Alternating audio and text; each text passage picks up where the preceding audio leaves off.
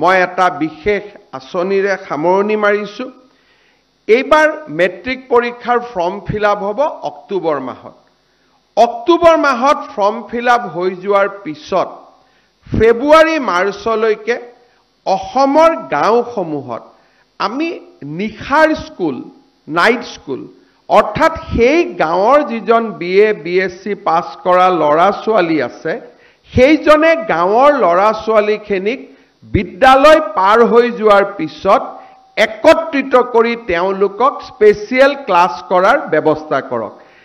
কোনোবাই শব্দটো টিউচন ক'ব, কিন্তু মোৰ মতেদি সেইটোক টিউচন নকয়, সেইটোক যদি সেইটোক টিউচন হয় তেতিয়াহ'লে গ্ৰীষ্মকালীন যিমান কেম্প হয় সেইবিলাকেও টিউচনৰ আখ্যা পাব। ইয়াত প্ৰফেশ্যনেল কাম কম থাকিব। ইয়াত ব্যৱস্থা হ'ব যে স্কুলত যিমানখিনি পঢ়াব, ধনী ল'ৰা ছোৱালীবিলাকে যদি মানুহৰ ঘৰত গৈ কাৰোবাৰ টিউচন মাষ্টৰ থাকে, আমি গাঁৱৰ অংগনবাদী কেন্দ্ৰটো গাঁৱৰ স্কুলখনক ব্যৱহাৰ কৰিম, যাতে গাঁৱৰ 4জন শিক্ষিত ল'ৰাই সেই গাঁৱৰ মেট্ৰিকৰ কেণ্ডিডেটবিলাকক স্পেচিয়েলি 5 মাহৰ কাৰণে পঢ়ুৱাব পাৰে। আৰু তাৰ কাৰণে এইবাৰ আমি প্ৰতিজন মেট্ৰিকৰ কেণ্ডিডেটৰ বিপৰীতে 300 টকাকৈ বাজেট ৰাখিছোঁ।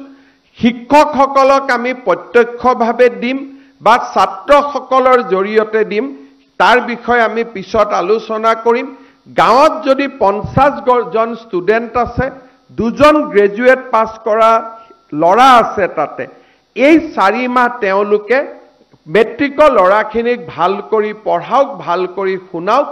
আৰু মই ঝাৰখণ্ডত নিৰ্বাচনী প্ৰচাৰৰ সময়ত এটা NGO চলোৱা এই বিদ্যালয়বিলাক চাই আহিছিলোঁ, বহুত এফেক্টিভ হয়।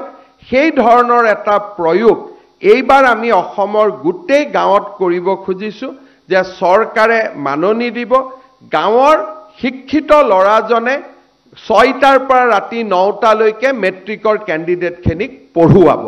আৰু আমি এই ধৰণে নতুন নতুন উদ্ভাৱনী চিন্তাৰে প্ৰতিষ্ঠিত চিন্তাক আমি প্ৰত্যাহ্বান জনাব খোজো। আমাৰ গোটেই মোৰ 4টা বছৰৰ কাম কাজে হৈছে প্ৰতিষ্ঠিত চিন্তাধাৰাক প্ৰত্যাহ্বান জনোৱা।